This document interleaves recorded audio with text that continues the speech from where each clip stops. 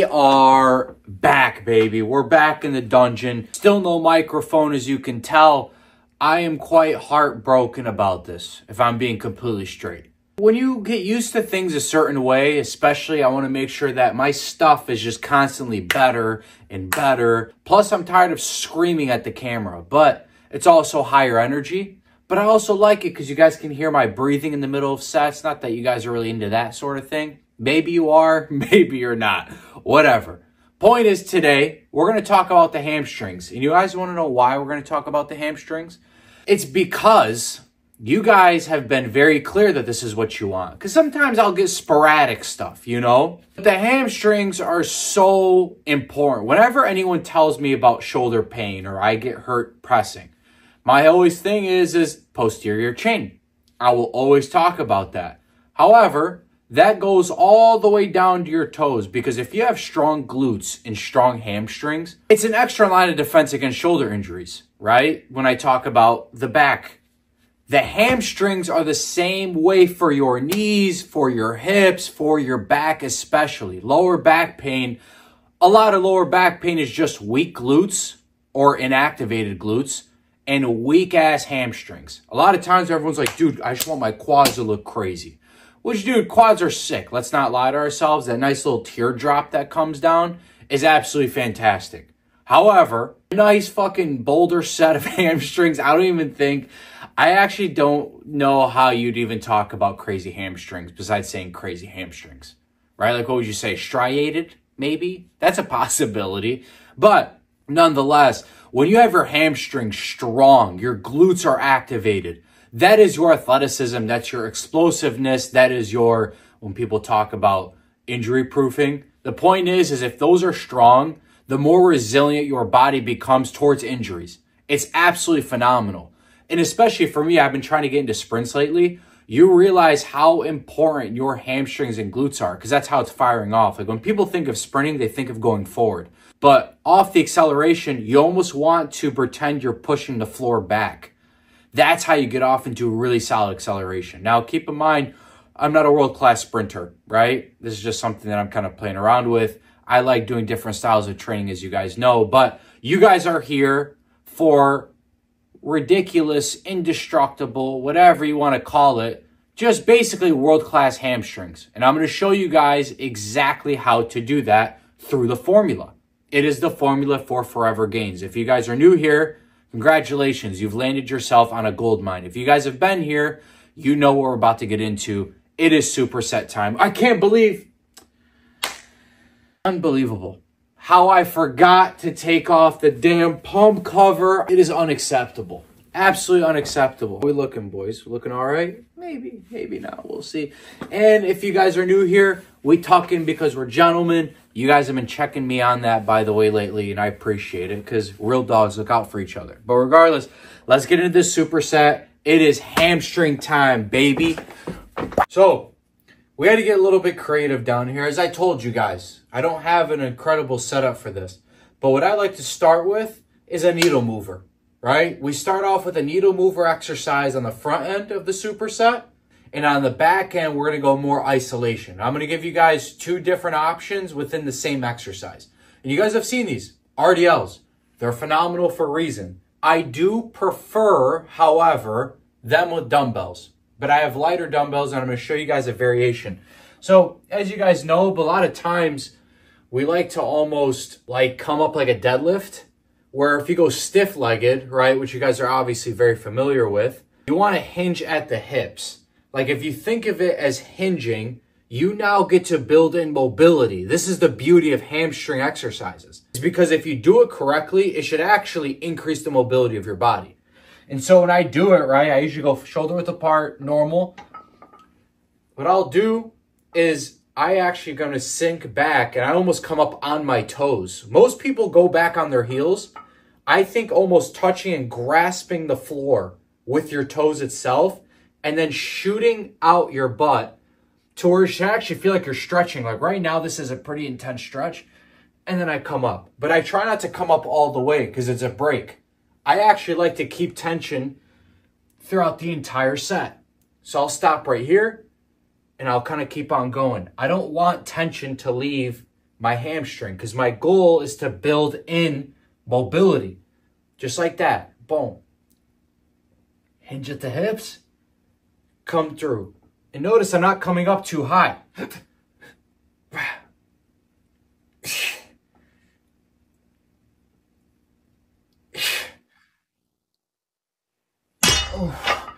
And if you feel like your back is about to break form, scrap it. Scrap it. That's my honest opinion. You can push it past if you'd like, but it's just going to be more of a back exercise, which is not the point of it.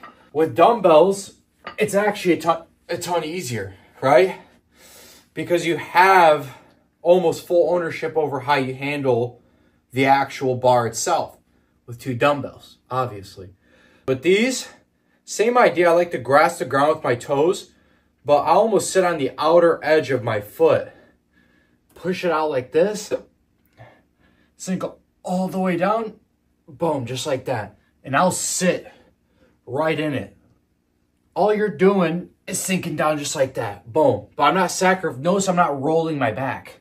Keep it straight. Head up. Boom. Keep tension right on. Boom. Now it's time for the back end of the superset, which is the isolation portion. And this is a lot more straightforward. But when you package it up in this way, actually, we'll say that for the end. Superset time. And right after you take that set till failure, what you're going to do is you're going to come right over here to the leg curl machine. Grab on. Obviously, when you guys are actually at a commercial gym, you're going to do this a ton better than I'd be able to, right? So all you're doing is taking them right here, coming up, but you want to slow down the contraction on the way down. So like, do you notice how it stops right here? I actually don't want that. So I'm going to sit up a little bit higher, and that way the resting doesn't happen unless it's through a stretch position. So, boom. Slow. Boom. Slow. I go slow on the negatives because the goal here is to take your hamstrings to complete failure. This might take a while.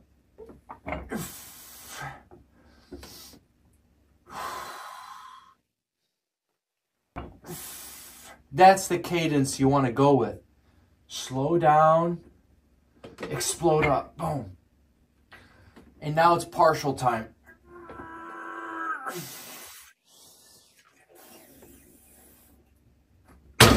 Oh my gosh. Dude, those are rough. Holy cow. So with the microphone, it would just make it so much easier to be able to articulate a little bit more versus having to stop and making sure that, you know, I'm pointing the camera correctly. But with the angle, keep in mind, the reason why hamstrings are so important, no matter what, you follow that framework, your hamstrings are going to grow and get stronger. But the way I like to do that is instilling mobility into the routine. Like anywhere I can see where I can get a deeper stretch on stuff or sink in and have a bit more better access, if you know what I'm trying to say, like to access more ranges of motion is huge. That's all I'm trying to do on my leg days, especially because the deeper I get into a squat, for example, the more mobility is actually being able to be instilled.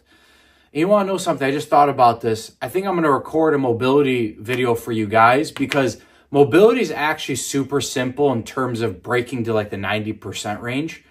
The last 10, you have to kind of start getting fancy and trying these different movements because you're trying to access beyond normal access. That's a different ballgame. But for most people, I mean, you have no idea just by you like on those RDLs, learning how to sit lower and lower.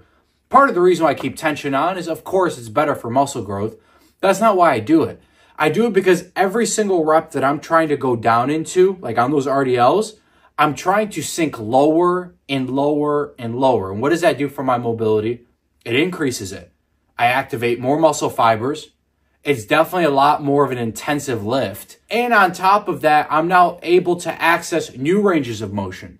And that's why hamstrings are so big, like especially with the glute activation. And now I'm able to access this, and your back actually has to become stupid strong as well. But it's doing so in a way that's actually helping it out versus just putting wear and tear and just fucking driving it to the ground. is too much for it. That's why a lot of people have chronic back pain from lifting for years. It's because they weren't doing it correctly. If you instill mobility correctly and safely, it's just like weightlifting.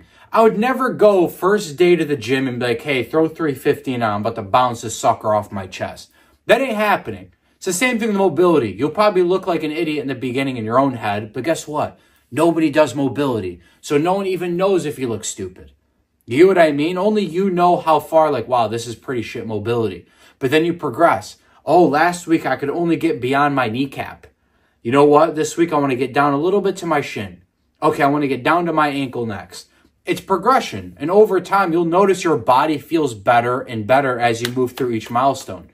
That's the cool part about training in this way, because we instill mobility into a muscle building and strength routine.